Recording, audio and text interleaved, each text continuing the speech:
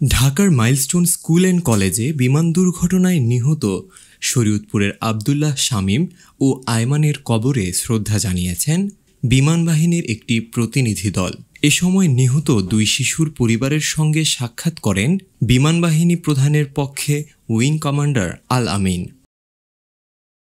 মঙ্গলবার বিকেল ৩টার দিকে ভেদরগঞ্জ উপজেলার ডিএম খালি ইউনিয়নের মাঝিকান্দি গ্রামে শামীমের পরিবারের সঙ্গে সাক্ষাৎ করেন। পরে নারায়ণপুর ইউনিয়নে আয়মানের পরিবারের সদস্যদের সঙ্গে দেখা করেন তারা নিহতদের পরিবারের প্রতি গভীর সমবেদনা প্রকাশ করেন। এর আগে নিহতদের কবরে পুষ্পস্তবক অর্পণ করে শ্রদ্ধা জ্ঞাপন করেন তারা।